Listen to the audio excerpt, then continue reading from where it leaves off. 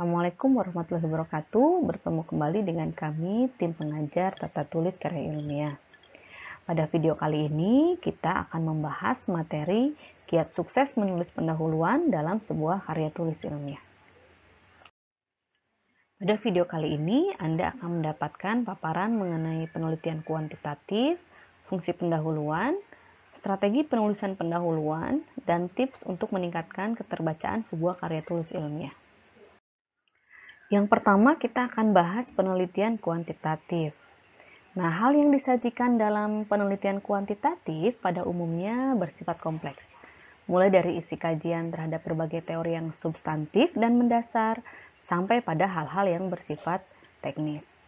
Nah, laporan penelitian kuantitatif dia harus sistematis dan diatur sedemikian rupa, sehingga pembaca dapat menemukan apa yang dicari dan dapat memahami dengan tepat apa yang diteliti. Selanjutnya kita bahas fungsi pendahuluan. Nah, bab pendahuluan atau bab 1 merupakan langkah awal penulis untuk meyakinkan pembaca bahwa penelitian yang dikerjakannya itu penting untuk dilakukan. Ada beberapa hal penting yang perlu Anda kemukakan pada paragraf-paragraf yang terdapat pada bab pendahuluan atau bab 1 ini. Yang pertama, kemukakan bahwa penelitian Anda penting. Di sini ceritakan tentang topik atau pembicaraan secara umum. Yakinkan pembaca bahwa penelitian Anda dapat mengatasi problem yang menjadi latar belakang penelitian. Kemudian, sampaikan bahwa penelitian Anda relevan dengan bidang ilmu yang sedang Anda pelajari atau relevan dengan minat peneliti. Di sini kita membicarakan tentang tema penelitian.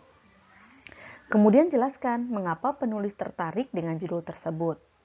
Dan yang terakhir, sampaikan novelty atau kebaruan penelitian Anda dan perbedaannya dengan penelitian-penelitian yang sudah ada. Nah, pada bagian ini upayakan kemukakan penelitian sebelumnya yang memiliki kesamaan dengan penelitian Anda. Misalnya, baca beberapa artikel atau sumber acuan primer. Kemudian kemukakan nama penulisnya, permasalahan yang diteliti, dan hasil yang diperoleh. Cantumkan setidaknya 2-5 penelitian terdahulu. Dengan demikian, novelty atau kebaruan dari penelitian Anda dapat diketahui. Hal ini dilakukan agar penulis terhindar dari plagiat. Ada 3 strategi agar tulisan Anda mudah dipahami oleh pembaca. Pertama, gunakan kalimat pendek untuk mengungkapkan setiap gagasan atau argumen. Yang kedua, pastikan kalimat yang Anda gunakan logis, objektif, dan terukur.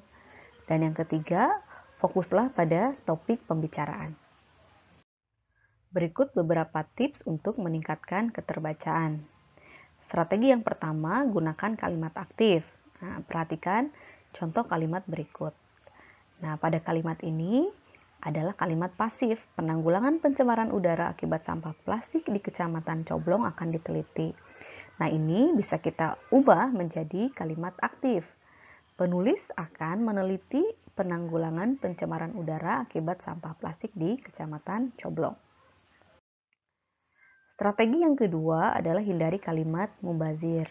Menghapus kata-kata mubazir membuat kalimat Anda lebih singkat dan mudah dipahami. Perhatikan contoh berikut.